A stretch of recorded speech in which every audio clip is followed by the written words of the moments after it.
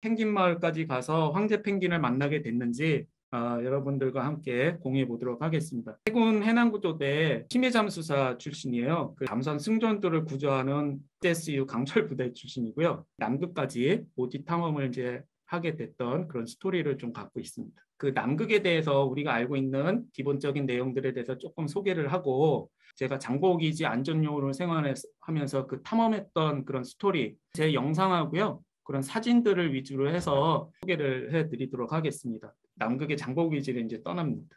그 인도, 네팔, 티베트, 중앙아시아, 실크로드길에 대한 그 역사 문화에 대해서 관심이 좀 많고요. 산티아고는 지난번에 많이 들어보셨죠. 그리고 뭐 킬리만자로, 여행 나중에 좋아하시는 분들이 마지막에 또 가고 싶어 하시는 곳이 이제 아프리카 대륙하고 남미 대륙인데, 특별하게 코코다는 어디냐면은 호주 위쪽에 있습니다. 그 인도네시아 쪽에 있고요. 처음 이 정글 횡단을 했습니다. 푼타아레나스에 도착을 해서 비행기를 타고 가는데, 그다음에 장보고 기지 같은 경우는 내륙 탐사를 위한 그런 기지로 이제 개발이 됐어요. 남이 60도권으로 들어가면은 그 바다에 이제 조금 얼음도 이제 생겨가면서 뭔가 분위기가 바뀌어집니다. 대륙 땅덩어리 그리고 그 주변을 감싼 바다, 작은 섬들을 이어서 이렇게 남극이라고 생각을 합니다. 남극이 이 정도 크기라면은 거의 한 2배 정도 되죠. 강설량이 200mm밖에 이제 안 되다 보니까 건조한 지역이고요. 큰 지체만한 이 얼음이 툭툭 떨어집니다. 지금도 남극에 있는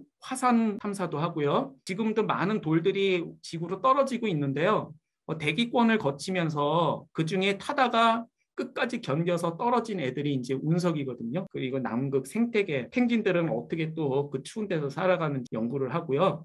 우리나라가 앞으로 내륙에 이제 3번째 기지를 만들기 위해서 비를 내고 있거든요. 코리안 루트라고 합니다. 그런 작업들을 하는데 이제 안전요원으로 활동을 했습니다. 북극은 바다일까요? 육지일까요? 북극은 얼음 덩어리입니다. 남극은 땅덩어리입니다. 눈이 겹겹이 쌓여서 얼음층이 이제 형성이 된 거고요.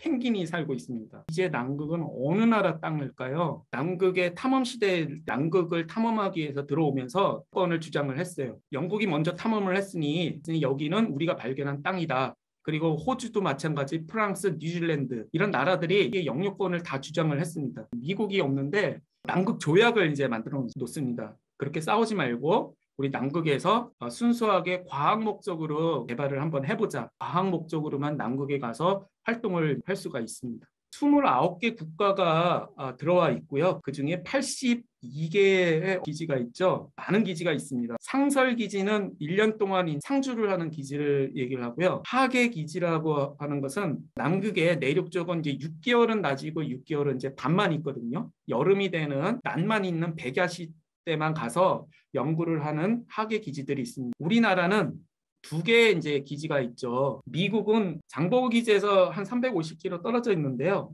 타운이 있습니다. 예, 거기 스타벅스도 있어요. 그 정도로 큰 기지가 만들어진 것이 미국 기지고요. 미국은 후발로 들어왔지만 남극점에 미국 기지가 있습니다. 일본은 우리나라보다 한 70년을 앞서가지고 남극 탐험이 이제 시작을 했습니다. 세종 기지는 장보고 기지와 반대편에 있는데요. 처음에 이 남극을 들어갔었을 때요, 여기에 다른 나라들이 들을 만들면서 서로가 같이 협력을 좀 했습니다. 킹조지 섬에 세종기지를 이제 만들어서 연구 활동을 하고 있습니다. 저희 장보기지 주변에는 이탈리아하고 미국 그리고 독일 기지가 이렇게 가깝게 같이 있습니다. 남극의 셰프는 나중에 기회 되시면은 더 보셔도 좋을 것 같아요. 촬영은 일본에서 했는데 기지를 소개한 거는 그 일본의 쇼와 기지라는 거 하고요. 내륙 쪽에 돔후지라는 기지가 있습니다. 이 기지는 정말 3,779m 높이의 남극 내륙에 들어가 있어요. 그래서 여기서 1년 동안 상주하는 실제 기지인데, 지하에 있는 얼음을 갖다가 이제 시추를 하는 그런 연구를 이제 하고 있습니다. 일본에서 3,270m에 있는 빙하를 시추를 했어요. 실제 요거는 제가 영화에서 나왔던 화면을 이렇게 캡처를 했는데, 홀에서 스크류를 넣어서 이제 계속 뽑아냅니다. 얼음 스크류 뽑듯이.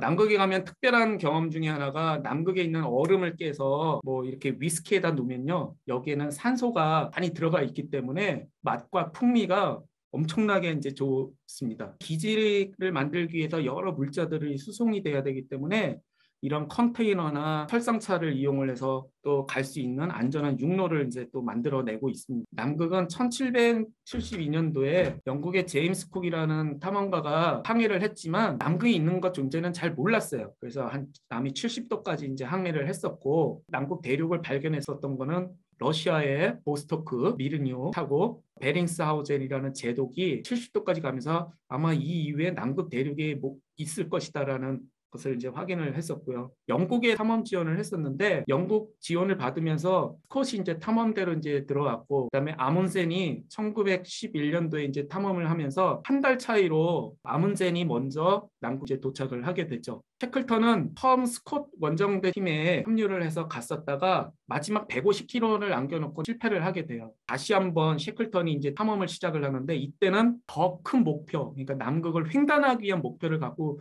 20ton까지 8명이 탐험을 했는데 결국에는 얼음에 갇히죠. 그리고 중에 이분들이 다 생존해내는 그런 드라마를 만든 유명한 탐험가가 또 있습니다. 아문센은 북극을 가려고 했었는데 피어리가 먼저 득점을 도착을 했습니다. 자기는 뭔가 최초를 좀 하고 싶기 때문에 배를 돌려가지고 나중에 남극으로 오게 되고요. 이 스콧은 같은 시기 때 이제 남극에 오게 돼서 여기서 이제 경쟁이 일어나는데, 스콧은 영국의 왕립 지원을 받았기 때문에 선점을 해야 되는데 아문센이 따라오고 있으니까 그에 대한 조바심을 많이 느끼게 됩니다. 스콧 팀들은요, 이 남극에서 전원이 사망을 하게 돼요. 근데 아문센 팀들은 남극점에 도착을 하고 살아나옵니다. 베테랑 원정팀이었는데 한 팀은 전원이 죽고 한 팀은 살아서 나온 큰 이유가 있습니다. 환경에 적응하는 방법이었는데요. 빨간색은 오른쪽은 아문센 팀, 왼쪽은 이제 스콧 팀인데, 빨간색 아문센 팀들은 군데 식량을 갖다가 보관을 하면서 전진을 했어요. 극지법이라고 하고요. 히말라야 높이 올라갈 때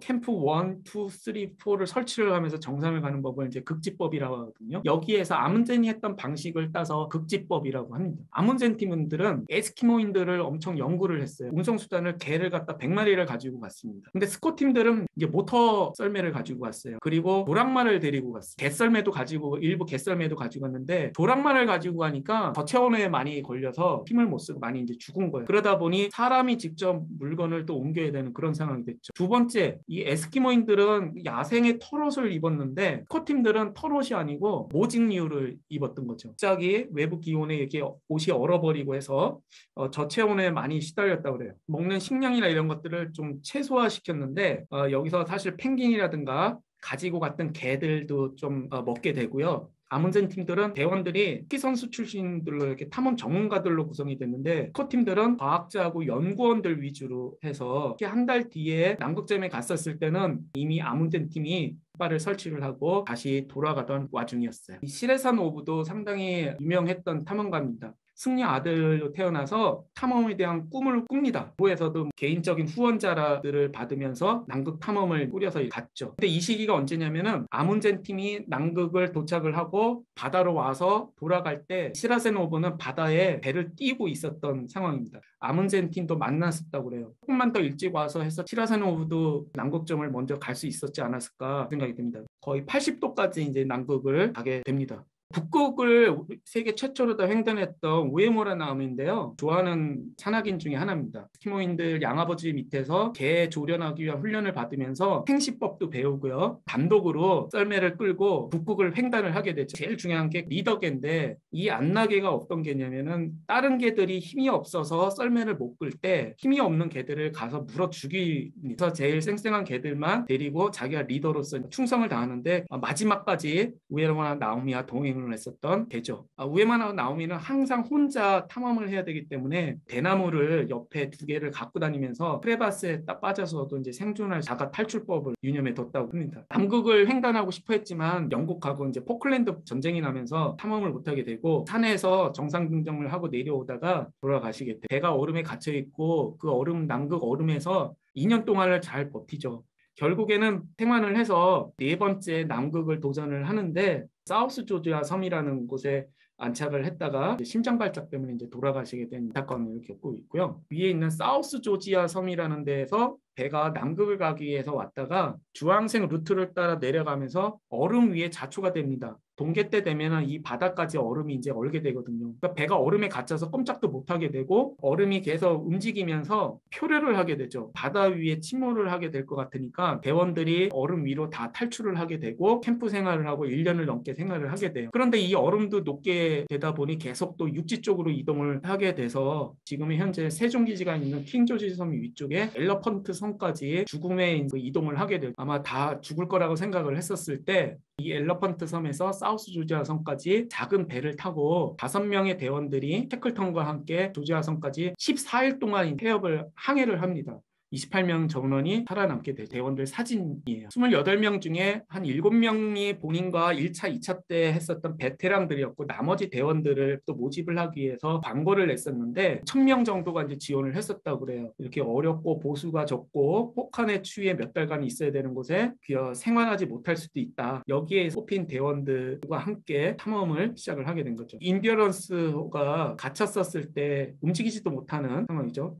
탈출을 시도를 하기 위해서 갇힌 얼음들을 사람들이 내려서 일일이 이렇게 이제 깨게 돼. 이것도 이제 좀 한계가 있게 되죠. 살아남아야 하니까 자기 멘탈 관리를 하기 위해서 엄청나게 이제 노력을 하게 되죠. 셰클턴은 대원들을 독려를 좀 많이 했고요. 대원들 또한 셰클턴의 말 한마디에 충성을 하고 최선을 다해서 하나가 됐었던 그런 팀들입니다. 인디어런스호는 이제 침몰을 하게 돼요. 탈출을 위해서 1인당 1.5km 정도의 짐만 탈출을 하게 되는데 대원들이 인간이다 보니까 어떤 욕심 때문에 질적인 것들을 좀 많이 내려오려고 했었을 때 셰클턴이 먼저 금이라든가 자기 재물 같은 것들을 다 바다에 버렸다고 해요. 그래서 최소한의 짐만, 침낭, 비상용품만 가지고 이렇게 탈출을 하게 되는 거고 기록과 사진들이 남을 수 있었던 거는 사진사가 이제 한 명이 있었는데 사진사가 남겼던 이제 기록들이 어떤 다큐멘터리로 좀 많이 만들어지게 개들도 많이 데리고 갔었는데 개들과 이런 대원들이 배를 버리고 빙원으로 캠프를 설치하게 됩니다. 뭐 축구 경기도 하고 또 희망의 끈을 놓지 않고 이렇게 생활을 계속 하게 됩니다. 이 빙원 여기서 1년을 넘게 이제 이렇게 생활을 해요. 이 목선을 타고 5명이 항해를 하게 됩니다. 그중에 셰클턴은 대원들 중에 말을 안 들었던 대원들을 5명을 뽑았다고 해요. 바다로 떠나 보내면서 손을 흔들면서 생활하기를 이제 바라는 마음인데 셰클턴은 사실 바다에 나가면서 언제 들어올지 모르니까 만약에 한 달 뒤에 못 돌아오면은 본인들이 이제 죽은 줄 알고 너희들끼리 생활의 방법을 찾으라는 말을 남기고 가죠. 결국에는 구조선이 오게 됩니다. 뒤쪽에 있는 이제 구조선을 타고 다 생존을 하게 되는 역사를 갖게 됩니다. 아라우노라고요. 세빙선인데 세빙선은 얼음을 깨는 배라고 생각을 하시면 돼요. 남극하고 북극 기지들을 갖다가 이동을 하면서 보급도 하고 인원도 수송을 하고 전 세계에서 가장 최신의 그런 장비들을 가지고 있는 세빙선이에요. 호주 호바트나 뉴질랜드 크라이처치에서 장보고 기지까지 이제 도착을 하게 됩니다. C139 한 50명이 탈 수 있어요. 특전사 공수부대들 떨어지는 그 인원 수송하는 비행 기종입니다. 얼음이 얼었었을 때 이 얼음 위로 착륙을 하게 됩니다. 그래서 저는 아라운호도 타고 가봤었고 크라이처치에서 한 7시간 정도가 걸려요. 모든 대원들이 뭐 연구원도 있고 여기 월동팀들도 있고 뭐 항해를 위한 기술자분들도 있고 다양한 분들이 이 배를 타고 가게 되는데 중간중간에 배 안에서 이런 훈련을 합니다. 한 일주일째 갔었는데 남이 65도를 지난다고 이제 방송이 나오더라고요. 그래서 밖에 나가 보니까 아침인데 바다 위에 스티로폼을 갖다 다 부셔서 이렇게 놓은 것처럼 드디어 남극으로 가고 있구나라는 그 느낌을 받았습니다. 남극에 가까워지면 빙산도 이제 커지고요. 물론 배들은 이걸 회피를 하면서 이제 가게 되고 이제 뭐 물개나 뭐 펭귄들도 간혹 이제 보이게 되죠. 얘네들도 뭐 얼음 위에 왔다 갔다 하면서 자기 먹이도 찾는 모습들도 보고요. 또 배가 지나가면 또 깜짝 놀래가지고 다른 곳으로 이제 또 도망가기도 하고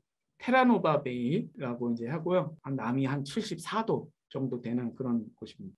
장보고 기지. 이 기지는 밑에 이제 눈이 많이 쌓이게 되는 걸 방지하기 위해서 위에 설치가 돼 있고요. 이 안에서는 반팔 입고 생활할 정도로 쾌적하게 생활을 해요. 요리사도 셰프도 계시고요. 독서실, 헬스장, 사우나 뭐 여러 가지 시설이 편의 시설이 다 잘 돼 있고요. 남극 장보고 과학기지 표지판에서 이제 한번 찍었었고요. 작은 온실을 만들어서 대원들이 이렇게 상추를 먹을 수 있는 정도가 됩니다. 저런 흙이라든가 외부에서 온 바이러스가 침투되지 않게 엄청난 관리를 잘 해야 돼요. 남극 내륙으로 이동을 할 건 헬기를 타고 이동을 합니다. 헬기 세대가 장보고기지의 교통편입니다. 탐사 활동이 이제 끝나면 헬기가 이제 데리러 와서 저걸 타고 이제 가죠. 그래서 기계를 갖고 왔다 갔다 하면서 혹시 밑에 어떤 크레바스가 있는지, 밑에 있는 얼음 구조는 어떻게 돼 있는지 그런 것들을 이제 연구할 수 있는 기계예요. 이제 저걸 가지고 하루 종일 걷는데 혹여 이제 크레바스 같은데 이제 잘못 빠지게 되면 위험하기도 하고, 지금은 갈라진 틈이 얼마 안 되는데 사실은 저 밑으로는 얼마만큼 버려져 있는지 모르거든요. 그래서 가능하면 저런 크레바스를 이제 돌아서 가거나 하는데 이렇게 사진으로 기록으로 남기고, 그리고 내륙으로 갈수록 순백의 그런 세상들을 볼 수가 있어요. 운석이고요. 이렇게 철 성분이 많아서 무겁습니다. 단단한 철덩어리 같은 개념으로 생각을 하시면 돼요. 황제 펭귄은 일단 서식을 같이 하고 있고요. 제일 큰 게 한 1.2m 정도? 펭귄들 종 중에서 가장 큰 펭귄입니다. 우리가 펭귄이 다리가 짧다고 생각을 하고 있는데요. 실제 다리를 펴고 일어나면 롱다리입니다. 호기심이 많아서 경계심이 없고요. 그렇다고 가까이 가서 펭귄을 쓰다듬거나 만지면 절대로 안 됩니다. 대원들은 철두철미하게 잘 지켜주고 있습니다. 기름 한 방울 남기지 않고 쓰레기 하나 두지 않고 그대로 다 가져오죠. 자연 생태계 속에서 인간과 자연이 함께 공존하는 법을 아델리 펭귄들이 있는 곳들이고요. 외곽에는 경비를 쓰고 있는 거예요. 호기심 때문에 모여가지고 헬기가 다시 한번 가려면은 텔러 돌려서 또 떠야 되고 그렇습니다. 저 캠프를 설치해 놓고요. 지하 80m에서 얼음을 시추하기 위해서 얼음을 뽑아내는 겁니다. 영하 한 50도까지 내려가니까 블리자드라 그래서 눈폭풍이 나면은 시야도 안 좋고 비닐봉지에 샘플을 딱 눈을 채취를 하는 거예요. 이제 새벽에 나갔을 때 낮과 밤이 교차되는 그 시점에 날씨가 좋을 때는 이렇게 뭐 파랗고 청명하고 한데 바람이 많이 불면 시야가 많이 없습니다. 이런 빙하를 뽑아내기 위해서 저런 기계로 해서 도르래로 해서 그런 작업을 합니다. 크류에서 뽑아내는 거를 이제 얼음 빙하 코어라고 하는데, 산맥을 넘어서 아문젠하고 스콧 팀들이 남극점 경쟁을 했었던 그런 곳이에요. 캠프에서 나갈 때는 날씨가 이렇게 좋았는데 어느 순간 블레이자드가 오다 보니까 아무것도 안 보이고요. 방향 감각을 잃어버리기 때문에 GPS만 보면서 찾아가야 됩니다. 햇빛은 눈에 반사되는 90%가 들어오기 때문에 항상 이 상태로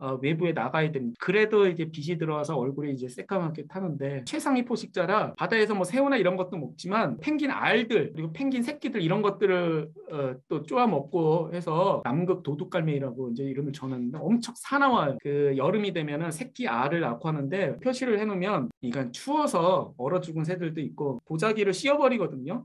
그러면 얘가 갑자기 눈이 껌껌해지니까 당황이 돼서 되게 순해져요. 이제 봄이 되면 꽁꽁 얼었던 얼음이 2월 되면 이게 이제 녹게 돼 있어요. 남극도 새로 이제 또 봄을 또 맞이하고 새들, 펭귄들도 또 다시 이제 이 생태계의 흐름에 따라서 또 다른 또 남극의 시기가 이제 다가오는 거죠. 새로운 월동 팀들이 이제 들어가게 돼 있습니다. 1년 동안 이 기지를 유지를 하기 위한 대원들이 한 17분 정도가 이렇게 1년마다 한 번씩 로테이션을 하게 됩니다. 이분들이야말로 남극에서 1년 살기라는 걸 해보시는 혜택받은 그런 분들이시죠. 남극이라는 곳이 이런 거구나 새롭게 경험을 하시고 또 남극 프로그램들을 보시거나 하실 때 도움이 되셨으면 좋겠고요. 모험이라는 말을 참 좋아하거든요. 자연 오지 여행을 하면서 느꼈던 거는 이 거대한 자연 속에서 사람은 되게 작은 것더라고요. 끝나고 나서 돌아왔었을 때 많은 것들이 또 기억이 나는데, 남극이라는 데는 끊임없이 또 이렇게 생태 순환을 하고 있잖아요. 여기에서 저의 삶의 순환에 충실하면 좋을 것 같다는 그런 생각을 합니다.